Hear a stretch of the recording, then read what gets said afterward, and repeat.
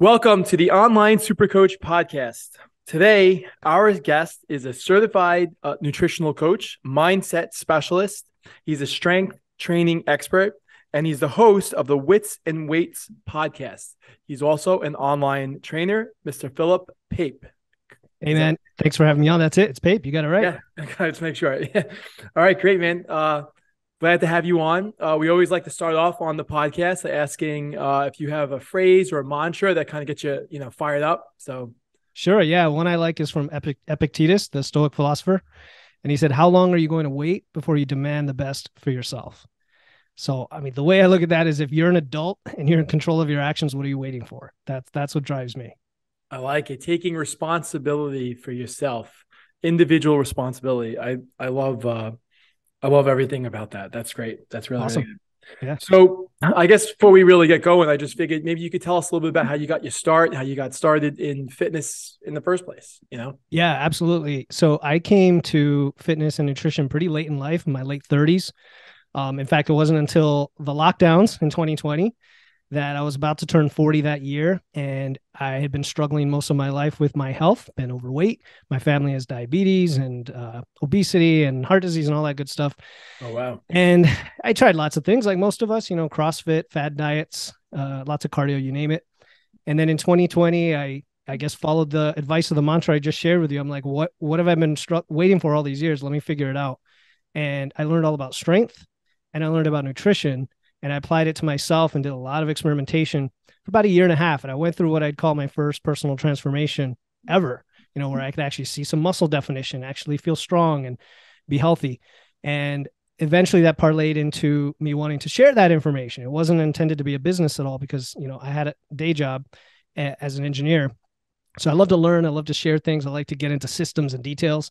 And in late 2021, I turned it into a podcast, the Wits and Weights podcast, and started sharing everything I knew about evidence-based nutrition. And then a power lifter who I knew who loved the show, she asked if I would consider coaching her as a nutrition coach. I said, that sounds cool. Let me look into it. And again, Wow. I took action and dove in, and that's eventually what got me here today. Oh, wow. That's terrific. So let me, did you start doing training and coaching online, or was it more in person? Was it first in person? Yeah, it was totally online because of the virtual world we had kind of gone through. Yeah. Yeah. Yeah, online. So that's interesting. So whereas so many trainers, they originate training people, in person, face to face, and you're starting out in this meta virtual world. that's Exactly. And you know all the challenges with that, especially if you've never coached somebody in person before, of trying to make that work.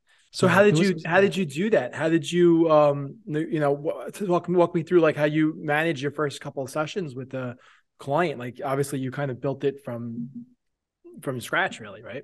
Yeah. So I basically offered services for free at first, right? Through my certification, as a lot of new guys do. It's like, hey, I'm looking for 5 people, blah, blah, blah. The classic thing out there.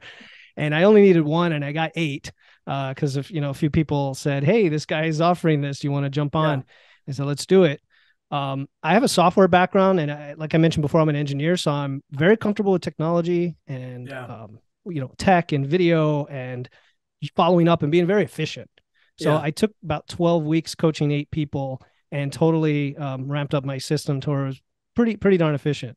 That's what I did. When you were coaching them, were you live with them while they were live, or was it you were like kind of distributing them like a program that they were supposed to follow? Yeah, it's funny you asked that because I know this show's like all about being efficient and like not necessarily one-to-one, right? You want one-to-many. And it started with live calls. Everything was live. And eventually I started to find that it was actually more convenient for the client to, for example, for me to send videos for their check-ins instead of doing live calls, and to not even have like live check-ins if they don't need it, and to be able to message me instead of me necessarily reaching out to them. And so all these aspects of convenience that also reduce my time. Yeah. So that's another great point right there. That's a really excellent point because I get that question a lot. Like, trainers who are really, brand new to this concept, they say, no, I have to be there. They have to, my clients need me and such. But right there, why was it more convenient for your client to just, basically get the program versus, having to have the scheduled time with you? Yeah. I mean, at least my target audience, it's generally people who are between 30 and 60 who have a lot on their plate and they have extremely busy lives. And it's not that they don't know what to do. They might not know what to do, but I get them educated pretty quickly. It's not that they know what to do, but it's accountability and the Yeah. consistency, right? So the last thing they want is another thing that they have to schedule, another thing that they have to do when I'm already asking them to like hit macros and follow a program and do the, Right. get enough water and so Right. on. Right. Yeah. Absolutely. So that's a great point. Like what we hear also is, maybe they want to commit to you and come to you at 8 o'clock in the morning for the live virtual session, but then, something goes, oh, the kid's sick, they can't make it at that Mm-hmm. time. Can you do it at 11 instead? But you can't because you already have another obligation. So then they wind up not getting the session in. Versus if Yep. you just get the program from you right now, they could come back at 11 o'clock that they wanted to and then do the session. So I think that's such a major reason why so many people are migrating online, is just because it's so much more convenient. And like you said, uh, they don't necessarily need, I mean, maybe they do need some help, but they really need just, the accountability, the coaching, more so than just the live one-on-one stuff. Yeah. So what other strategies were you able to employ to kind of get more clients, to get for client acquisition? So that's funny, right? When I first started, I was learning all the traditional kind of marketing strategies of offering free calls, which isn't a terrible thing. Like, offering free calls and funnels and asking like hand raiser posts and all these things, right? And some of those work for a trickle, but for me, I found that having conversations and putting myself out there through the podcasting, through social, as a real person, and kind of getting people to trust me, and then them reaching out and actually asking for help, has been where I've gotten the most of my clients. So it's gotten to the point where I don't really have to sell. I just, develop that trust, and people come to me knowing who I am and what I offer. And then they ask for the help. So is it mostly from the content that you're putting out? Is that where they're, Yeah, exactly. So primarily from podcasting and also coming on podcasts. I yeah, find for people listening, I mean, that's a huge growing market right now. It's yeah. growing in size, but it's also the demographic is, if you're looking at high ticket coaching and things, the demographic is at a much more premium level than other sources. Well, I definitely have some questions for the podcasting in a Yeah. little bit, but we'll get to that in a second. So, staying with your clients in their journey, especially as a new trainer coming on board, what does your onboarding process look like? Meaning, like, take me through the client's journey. So, like now you've made the sale for them, right? What's next? Do you do some kind of you tell me. Sure. No, I'll tell you. And I admit, I'm figuring all this stuff out myself. I still have a lot to learn. Yeah, no, And I mean, I like to share. yeah, Like we're just sharing, ideas and what's yeah, worked, and absolutely. what wins and losses. So that's why this is so helpful. Yeah, for sure. So when somebody, so first of all, I make the sale call very simple and smooth and easy, and then when they're done, they get a link to pay right away. I don't make anything complicated, and as soon as I get payment, I put them into my a mailing list I have that has a workflow that sends them an onboarding series. So it sends them like a welcome email with a video. Here's where we got to go next. I need food logs. I need photos, and here's my intake questionnaire. So it's all like for me, I just literally change a checkbox, in my system. It sends it to them. And then they take, a few days to gather that information. I add them to my coaching app. They can reach out to me already. They go into my coaching group as well and get some like daily inspiration. Yeah, And then they can send me their intake. Once I have their intake, I check another box and they get hey, we're ready to schedule your onboarding call. They go into my calendar online and find a slot for my onboarding call. So again, it's very little touch time for me. yeah, And then the onboarding call is really what takes the most time because I have to prepare their nutrition plan, which is a little bit of a manual process, which I don't mind yeah, because that's like my expertise. And yeah. then we meet for maybe a half an hour to an hour and get them kicked off and get them going. That's great. That is really, really tight. I think you did a great job with that. When you talked about the group, is you meant like a Facebook group? No, this is a private, like a private chat group within my coaching app. Oh, cool. So that's all your clients are in there, basically. Exactly. That's Just great. clients. That's great. So I love how you were able to automate that entire onboarding process. So while they're gathering all the information, especially on their intake form, it gives you a little bit of breathing room to kind of put together their nutrition program and everything else. So that's really, I think you did a really good job in that regard. That makes a lot of sense. And it's how long did it take you to do that when you're especially putting together all those emails? I mean, here's the way I look at it. Like, I'm gonna have to put these things together at some point anyway, so I might Yeah. as well turn it into an automated system as I'm putting it together. So, I would say like the first 4 to 6 clients, it was just total. I didn't know what I was Yeah. doing. It was all manual, and then putting them into Word documents or whatever. And then finally, I said, you know what, it'd be much easier to just put this into a system. Yeah. Well, that's exactly right. It's as if you went through Online SuperCoach because Okay. that's exactly what we explain or try to teach is that, you could do that part of the process when you sell a client. And then when you sell the client, you could create the program, you could create some of the automations. And then once that's created, you'll have it for the next time. And you just keep adding to it and adding to it as time goes on. So that's a very efficient way to build the business. So that's, again, I congratulate you on all of that. Um, so this is relatively new since like COVID. So how has your business grown over the last couple of years? Yeah, I mean, so I've only been in business for less than a year, and I worked with my test clients for about 12 weeks starting the summer. So it really hasn't been that long. And I've had active between 15 and 20 clients. And everyone I've had is signed up for a 6-month program, paid in full up front. And I have like an 80 something percent close rate so far on sales.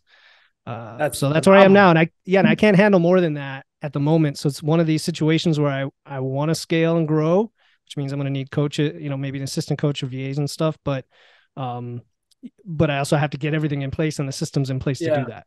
Yeah. Well, the 80% closing rate is absolutely terrific. Maybe I could hire you, but that's really, really good closing percentage. That's really, really I'll good. tell you what, man, I don't like sales. That's why it's high. And the reason I'm saying that is I don't like doing all the Well, salesy, funnely stuff. yeah. Well, And you're I not like coming to, across yeah, as yeah, a sleazy salesman. You're yeah, yeah. very authentic and you're just explaining things probably really well and you're very inviting and I'm sure That's the people idea. appreciate that. Yeah. So I Thanks, think man. you have a really good vibe with that. Cool. Um, so yeah, so if you had to uh go back in time and tell yourself right as you were starting some piece of advice, what would that be? Oh man. There's Like what could probably you do a million over, things. Oh man, I'm always like I never have regrets, so it's always hard to answer that question because like I'm yeah. glad I did all the Everything's like a mistakes I lesson. did. You Yeah. know what I mean? That's kind of my answer to that. That's good. That's good. Because you Yeah, turn lemon into lemonade. Like every little bump and bruise is kind of like a lesson learned, really. So I guess that's also very powerful too, right? for sure. Maybe I'd get in. Maybe I'd do the start guesting on podcasting more. And I know you want to come back to that because I do think it's a big part of my strategy going Well, forward. that is the next question. So Okay, yeah. cool. So tell me about your podcasting.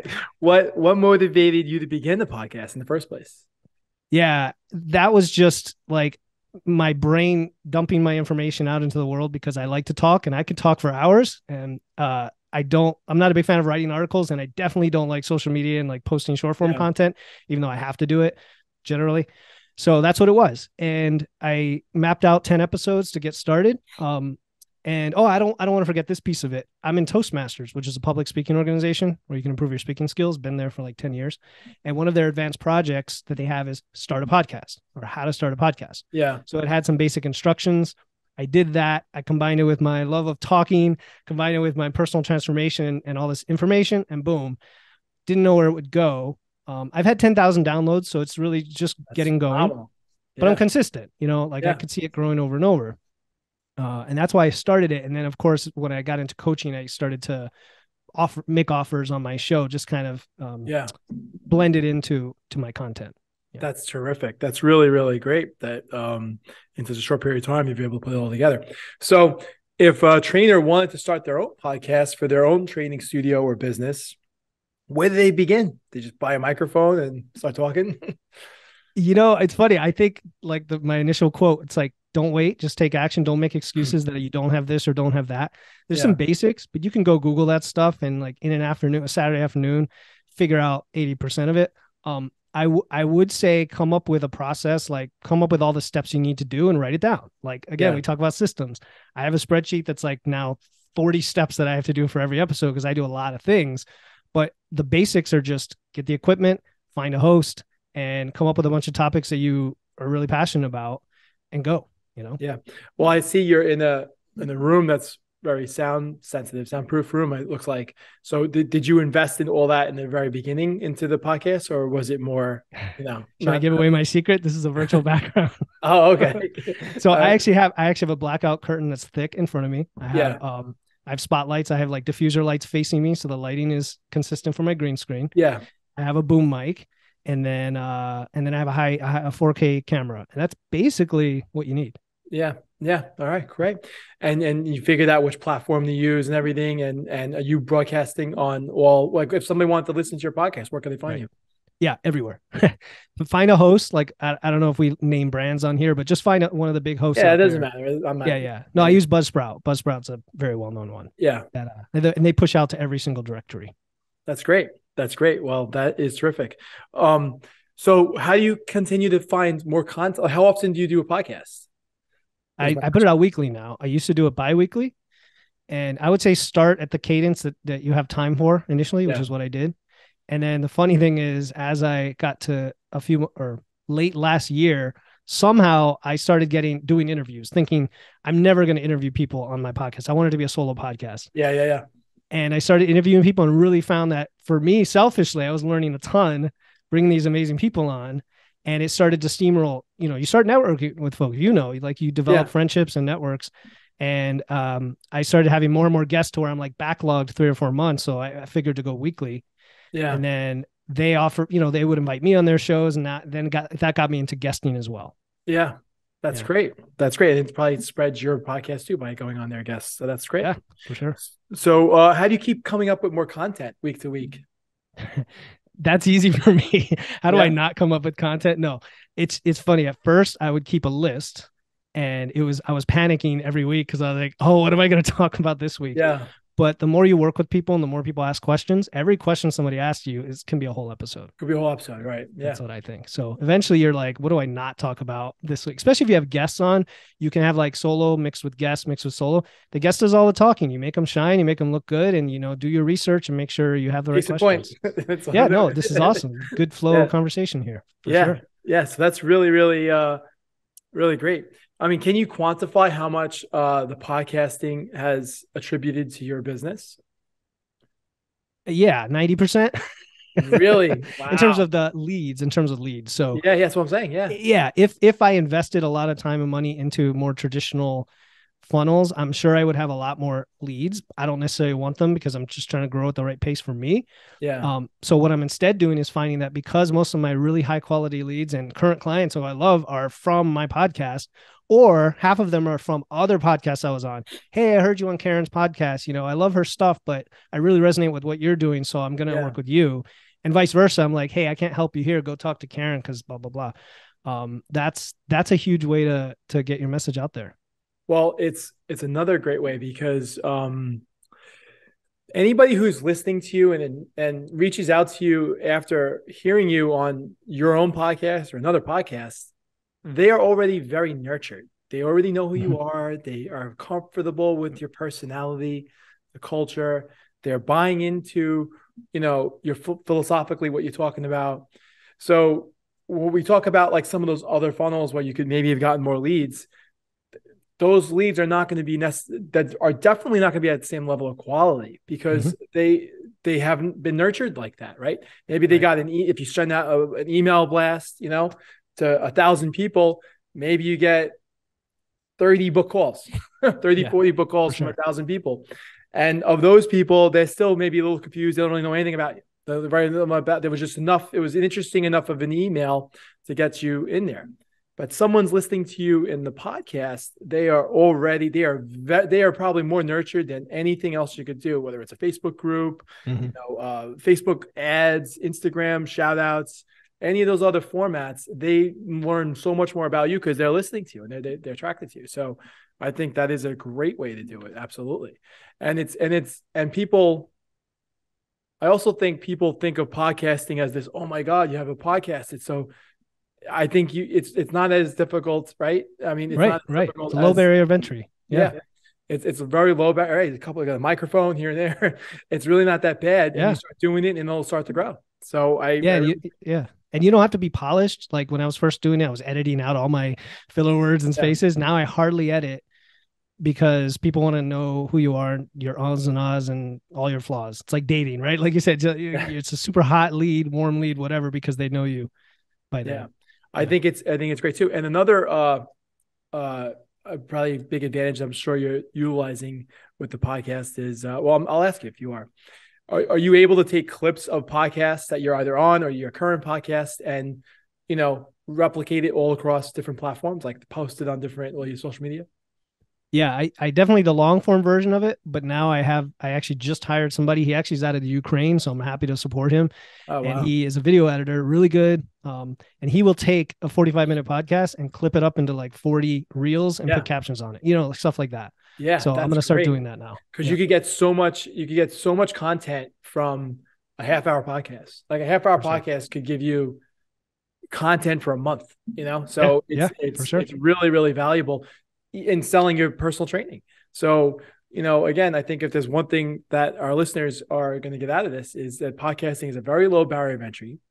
It's easy to start doing. You could just do one podcast a week or one every 2 weeks, even just to get started.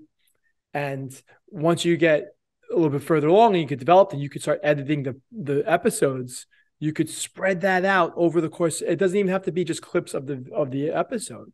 It could even be like a text of like a message or Mhm. something that came out of the podcast, that a lesson learned out of the podcast. So I think all of those things, it gives you all the content. And then of course you're getting 90% of your clients from, or at least your leads from podcasting. So those leads are very nurtured. No wonder why you have an For sure. 80% Yeah. closing percentage, because Yeah. they've listened to you so much. That makes sense now. you It's know? true. It's kind of fun because we'll get on a call and they're like already smiling because they're like, "Hey, I know you, from the podcast." Yeah. I'm like, "All right, cool. It's great to meet you. Let's talk about your issues you're Well, that's the having." secret sauce. Maybe it's not the salesmanship. Maybe it's just because it's so nurtured podcast Yeah, lead. yeah. Whatever That's works. that's really, really great. All right. Well, also and going back to your online business, have you ventured into upselling any other products or services in addition to just your regular training? No, I have not. I mean, definitely it's on my 1,000 item to do list of like, Yeah, yeah. here's some things I want to create, maybe some training programs. Like I don't know. Do you supplements have or any anything like ideas? that? Oh, I was just like Yeah. supplements is what a lot of people do. Yeah. I mean, I have some affiliate links, but I haven't really pushed them too much now yet. Yeah. So I do offer a subscription to my podcast for people who are really loyal, but beyond that, no. Yeah. Yeah. All right. Great. Well, that's great. I really happy you came on. I feel like this was very informative for our guests, especially, learning a little bit about the behind the scenes of doing podcasting, I think, as a trainer, as a coach. So I think that's like very, very valuable. And just somebody who's like, relatively new to training over the last few years, you've made a lot of success in a very short period of time. And I'd love to have you back on in like another year or two when you're really, and your podcast is just crushing it and you're Yeah, doing, man, that's some accountability right there. That yeah, statement you just made. So now you got me on the hot seat. I love it. yeah, I think it'll be great. It'll be great. Cool, man. Well, thank you so much for all the questions, and this was fun. Yeah, absolutely. Well, thanks again. I appreciate it. And good luck with your continued success. Thanks, man. Great talking to you.